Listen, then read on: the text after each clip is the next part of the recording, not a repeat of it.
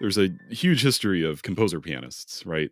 So I was wondering, maybe we can talk about that in a moment, but I'm really curious about like your encounters with composers over the years. I mean, when you were studying piano in Turkey, did you have any encounters with composer, or what was the first time you interacted with like contemporary music or living composer? What did that look like? So in Turkey, where I grew up, there wasn't many like composers to be around.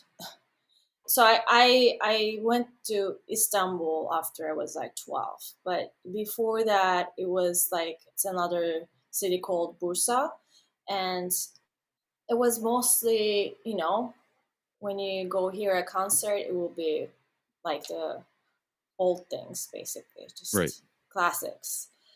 But I can say that like uh, how I started like singing in the choir. There was one composer, Turkish composer. I guess we can say that's contemporary, but like he was writing music theory books or songs to study. I actually have the book with me still. That's how I started learning music. And I knew that this composer was alive, and he does very like Turkish folklore elements in his music.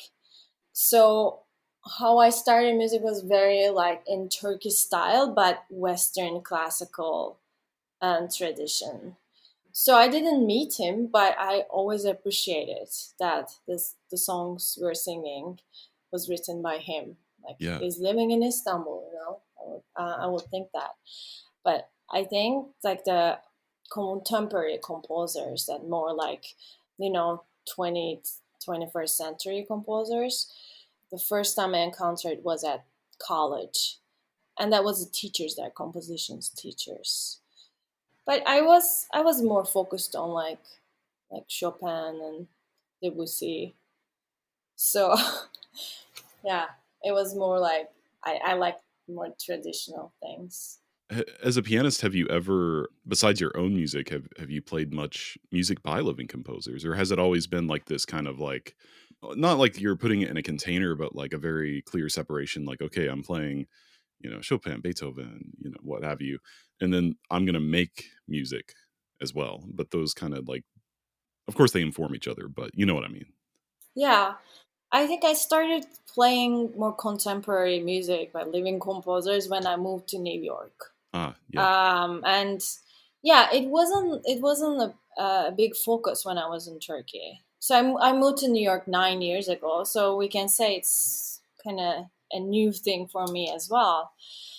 At school we had this new music lessons, and I was super interested in it. Or like free jazz, I took like improvisation classes at school. That's one of the turn points in my career, I think, is that taking that improvisation class. I'm realizing it more now, like how it affected me. Because after that, I felt like, oh, I can actually write those too. Like it gave me some type of like courage and opened my listening. Like I was more free when I took that free jazz improvisation class. So it started here. yeah. It's amazing. I often say I would never claim to be a pianist, but as someone who goes through school and music, you have to play piano. And there was a point where I needed like credits. It was like later in my undergraduate degree. And so I decided to take jazz piano lessons. And that one semester of jazz piano lessons like totally changed how I thought about harmony to this day. And, it's like those moments and those courses that are kind of like, oh, I'm good. I need to take a class. I might as well take this one. And then it's like outside of the degree program and whatever you're focusing on. And then it ends up being so important. I mean, I think that's a hugely important thing. Yeah, I think it should be mandatory actually at music education. Like, if you study classical music, it shouldn't just be that. Like, because at the end I think all music interact with each other. Like we cannot close one to from the other. So I'm super grateful for the teacher. Like a shout out to him. Is his name is Anthony Coleman. He's a great pianist. I don't think he knows that I feel like this, but this is the time I say it out Yeah, yeah. loud to the world. We'll make sure he So, gets it. yeah. So, okay, so you went through your PhD as piano performance. You grew up in Turkey, but now you're in New York and you've been in New York for about the past decade. So, can you kind of like connect the dots for us, so to speak, and describe like the trajectory of your creative journey? I mean, do you feel like you followed a more conventional path, whatever that means to you? Or were there any like unexpected twists? And I imagine that maybe there were some unexpected twists if we're talking about composition and you just started quote unquote composing a few years ago. Hmm. I think I follow the conventional path. Now looking at like how much I studied, and then I was very serious about like studying it, and the twist was actually when I decided to move to New York. And I think my piano playing, my look at music and everything changed once I moved to New York.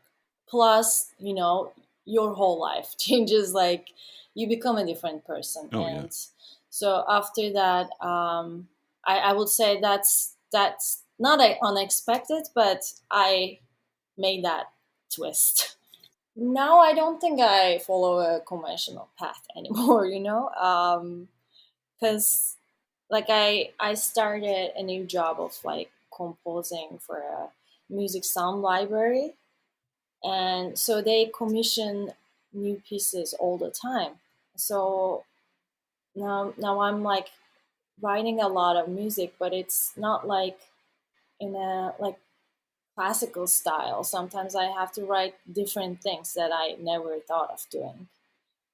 Like can you write in this like 50s ballad style, like kind of something with the jazz feeling, and things like that I have to just like shape music that not very natural, but like just okay, I have to do this, so do it. So I don't think it's very conventional, from all the music path I've been to. This is very different and new for me.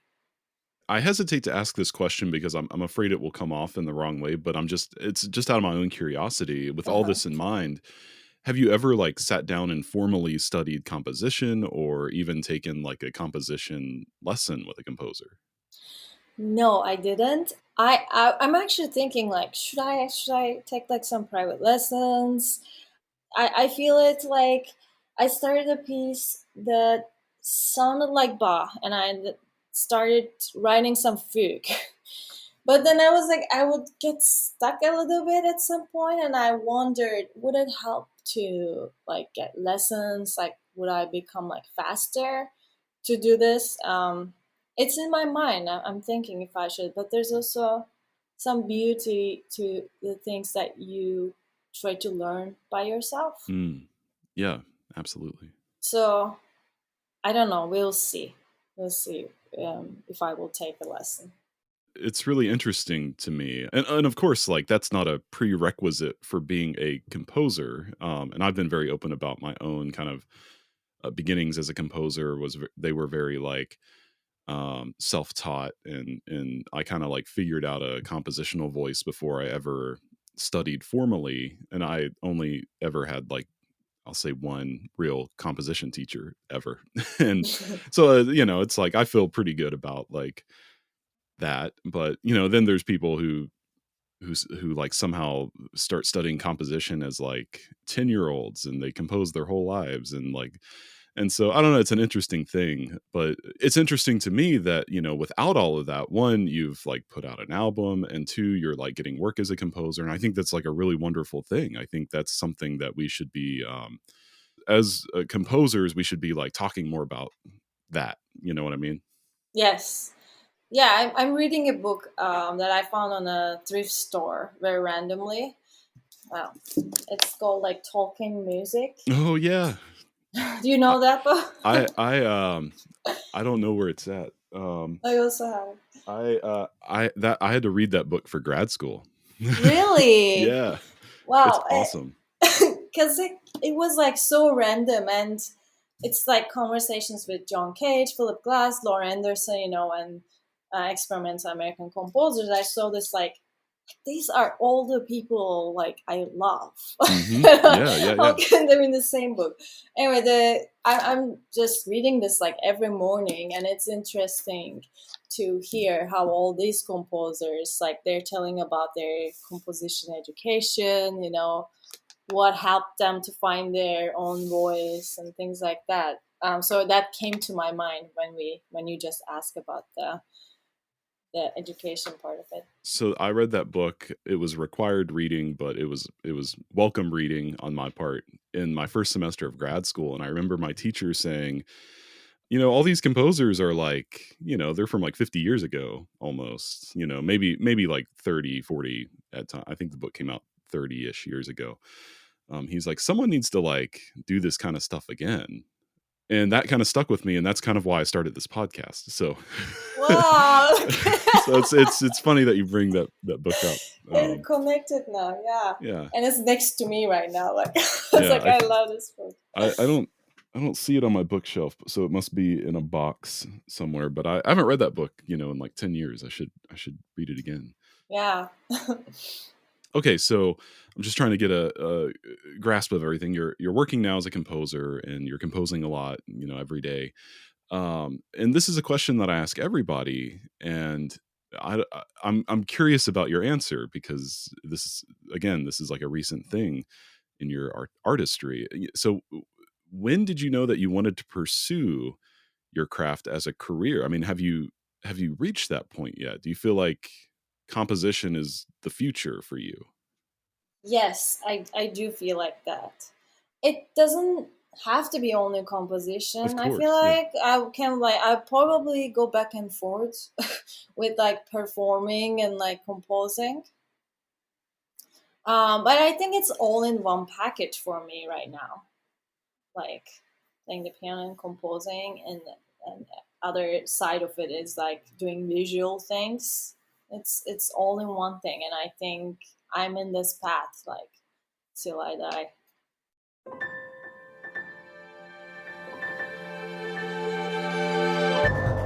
Thank you so much for tuning in to Micromaker by Loose Leaf Transmissions. We hope you enjoyed this brief glimpse into the inner workings of the creative life. If this resonated with you, be sure to check out the full conversation on Music Maker with Tyler Klein, a podcast exploring craft and process, philosophy and inspiration, and the honest, often messy parts of being an artist, creative uncertainty, purpose and identity, and resilience. You can find Music Maker wherever you get your podcasts, or by visiting musicmakerpodcast.com.